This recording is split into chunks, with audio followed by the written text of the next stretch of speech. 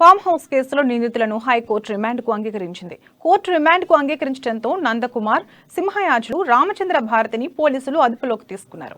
షేక్పేట్లోని తన నివాసం నుంచి తరలించారు. ఇంటి వెనుక గేట్ నుంచి నిందితులను తరలించారు. మీడియా కంటపడకుండా నందకుమార్తో పాటు మిగతా ఇద్దరిని పోలీసులు అదుపులోకి తీసుకున్నారు.